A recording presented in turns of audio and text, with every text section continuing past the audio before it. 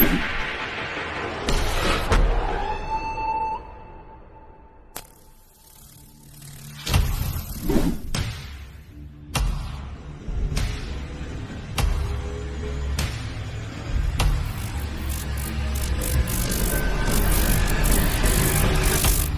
away in the quiet borough of Weatherly, Pennsylvania, lies a hidden gem of local history, the Weatherly Museum. Once a thriving industrial hub fueled by railroads, coal, and steel, Weatherly holds stories that echo through time. At the heart of this preservation effort was one man, John Jack Kaler, a lifetime resident and passionate historian. Jack dedicated his life to ensuring Weatherly's rich past wouldn't be forgotten. This video is dedicated to his memory, a tribute to his vision, his effort, and the legacy he left behind for generations to come. So this is the Weatherly Area Museum. This is the community aspect and the community side of this museum. We go back to 1825 when the town of Black Creek is founded. Two lumbermen, timbermen, basically utilize this area not for the railroad, which everyone thinks the town of Black Creek is founded for, but the lumber. The lumber is going to be used to build the coal arcs on the brand new Lehigh Canal. Those coal arcs are going to ship coal mined out of places like Buck Mountain and parts north in Hazleton and Beaver Meadows, who were much more further advanced in the age of steam engines. So this is their first steam engine on the Beaver Meadow Railroad. Oh, wow. As time is going to march on, they're going to cut down a lot of the lumber, and fast forward about 10 years, you'll see the Beaver Meadows start to finish a grade and start connecting to the Lehigh via railroad grade, using this spot as the halfway mark between. It's still the town of Black Creek until 1863, well, 1840s, and in 1863 we're incorporated as a community, as a borough of Carbon County, as Weatherly. The 1840s, one of the executives of the Beaver Meadow Railroad by the name of David Weatherly says to the town, you know, I'm a great clockmaker. I'm also, a trained silversmith. It's in my history, my family's history. I'll give you a town clock, a great symbol of civic pride, if you name the town after me. So they do, and we don't get a clock. I was going to say, I remember reading the clock never happened. That's why I kind of smiling when you were saying it. The joke is, oh, we got swindled, we got cheated. Not exactly. More recently, some people who actually have Weatherly clocks in Weatherly, and they're massive grandfather clocks, beautifully made, did some genealogical research and found out that he had gotten sick, and the only major treatment place, medical facility to get some sort of treatment was in Philadelphia. So he left this area, went to Philadelphia, subsequently died of his diagnosis. I think it was some sort of cancer, and at that time, if you could cut it out, that was really the best you could do. Right. If it metastasized, that was it. That was it. His family was left here, and then they basically uprooted and scattered into the wind. So Weatherly doesn't get a town clock until Charles Schwab of Bethlehem Steel name and fortune gets us the school with his name on it, dedicated to our community for giving him such a grand wife and such a grand reception on his honeymoon, because he honeymooned here in Weatherly, Pennsylvania. So we get a Seth Thomas clock, which was built in 1903. Now it's the clock that you can still... On the school. You will hear chiming in about 10 minutes. It still chimes. You have to hear. So that's all the different businesses, all the churches, the community, activities, parades, and physical items and digital material. As you walk through these carefully curated exhibits, you're not just seeing artifacts, you're experiencing the heart of a town built on grit, community, and pride. The Weatherly Museum is more than a collection of items. It's a labor of love. A love for history, a love for hometown roots, and most importantly, a love carried forward by one man's dream to keep the Weatherly story alive. So this silk thread was used to make Mrs. Theodore Roosevelt's inaugural dress for his full election when he won the presidency. In the Rita Lovett Silk Mill, which is where the borough building is today, if you came in from Hazleton Way, came down and see this Mauchunk red stone wall there, and then this where the silk mill was. There's some pictures of, of various aspects of it. It became one of the larger ones, in fact, claimed to be the second largest silk mill in all of the East Coast. Every artifact in this museum holds a memory of a hardworking town, a proud community, and a way of life that helped shape the region. Thanks to the dedication of the Weatherly Museum, those memories weren't lost to time. They were carefully preserved, piece by piece, for all of us to rediscover. Whether you're from Weatherly or just passing through, this place invites you to slow down, look closer, and appreciate the history all around us.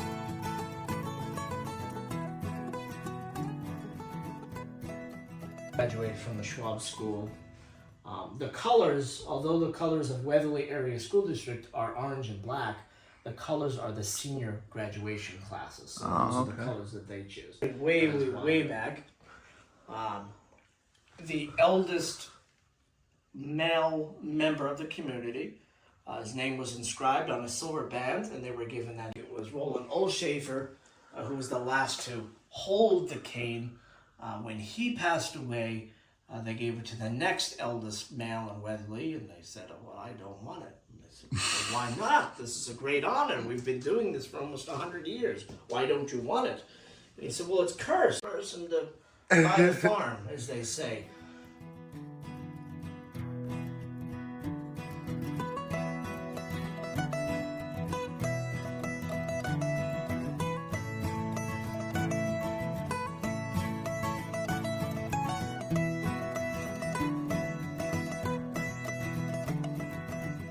Very, very, very proud military community going back to Civil War and the Mexican-American War. So we have burials in our cemeteries dating back to right around the War of 1812 to the present military conflicts.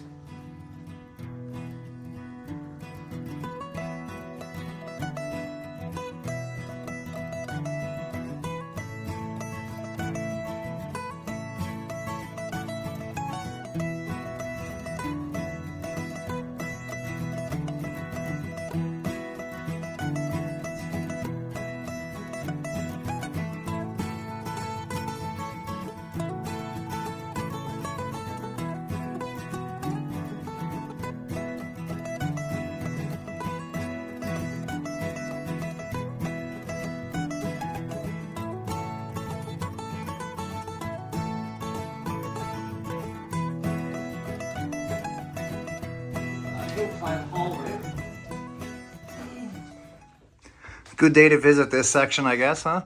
With the Yes. hill climb going on. Very relevant, yes, very relevant. Hill climb, not the oldest in Pennsylvania, but one of the older ones, 1961. So in October, even though it's held now in September, in the fall, but October of 1961 was the very first hill climb. And we'll be celebrating our 64th anniversary.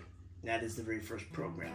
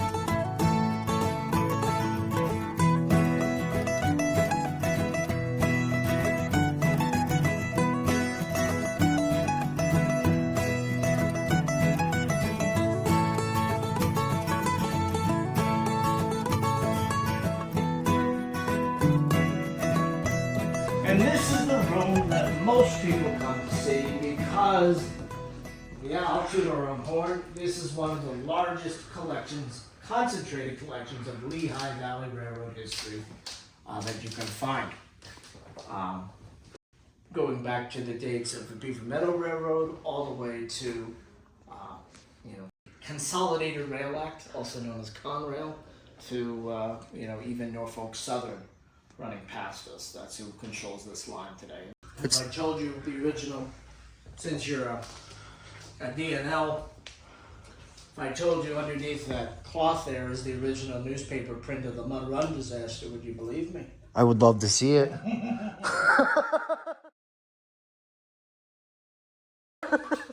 Since you probably know what that is.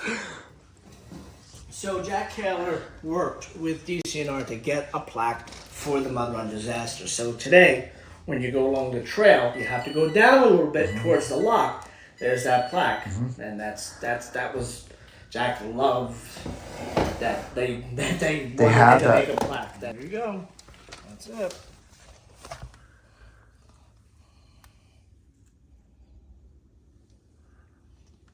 So to the left, right That's there, the where it original says one. 64 killed, and then, yep, right there. That's it. That is so cool. Thank you so much for showing You're me that. welcome. And then down there is the dedication plaque, and then the two pictures from the wreck, which gives a great textbook definition of what telescoping is. Yeah, really. With wood-made cars.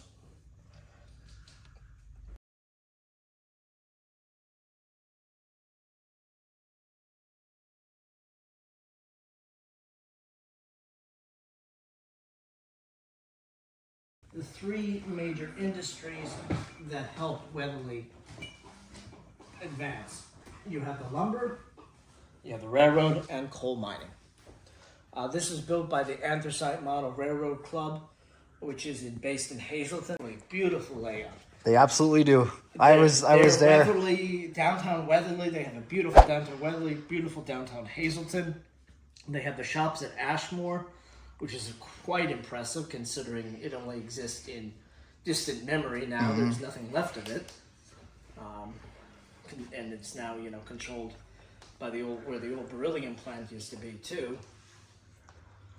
I was invited up to film that by Joe DeLuca. Okay.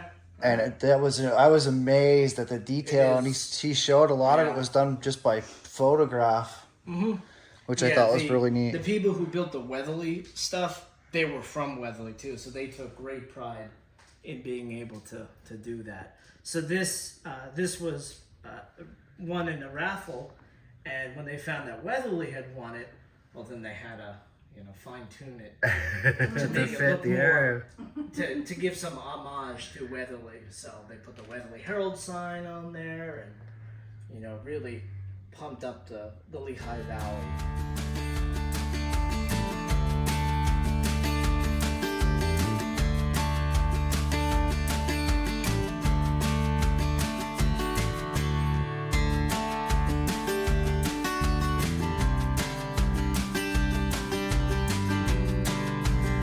I want to extend a heartfelt thank you to Shane Moran, one of the curators of the Weatherly Museum and a dedicated school teacher in the Weatherly Area School District. Your passion for preserving local history and educating future generations is truly inspiring. Thank you for taking the time to share your knowledge and for helping guide my research as I continue to explore and share the rich stories of the Weatherly area. I'd also like to thank the Weatherly Museum as a whole for their continued support, not only in helping with this video, but in past projects as well. Your dedication to preserving the spirit and history of this town plays an important role in keeping these stories alive for generations to come. I'm grateful for your trust, your insight, and your willingness to help me bring Weatherly's history to a wider audience.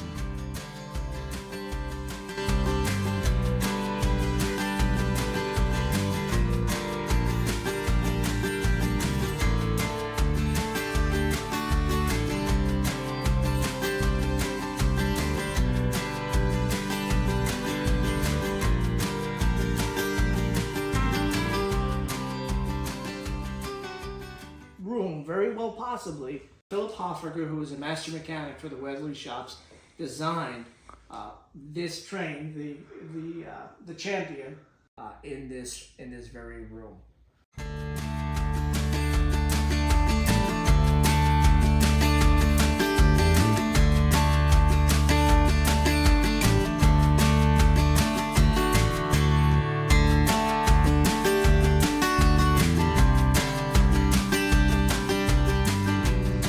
That was built in 1873.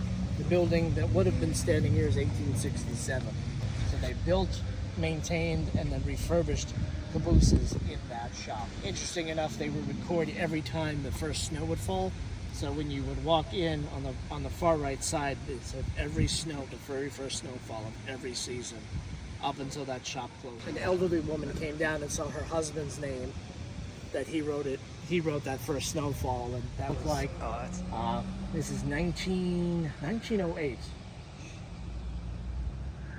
So that same foundation that we were just looking at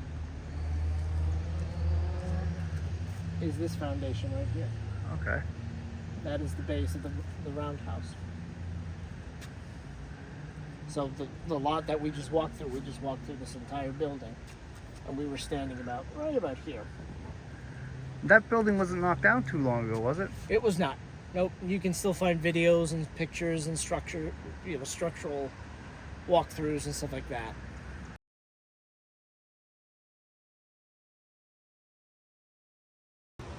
Hi, my name is Shane Moran. I'm one of the curators here at the Weatherly Area Museum, and a member of the board of the Weatherly Area Museum, and a history teacher in the Weatherly Area School District as well.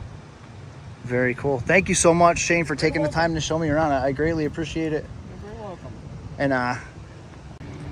And again, I want to thank Shane, very much for showing me around here. I was greatly appreciated, and I highly recommend you guys come down and check out the Weatherly Area Museum.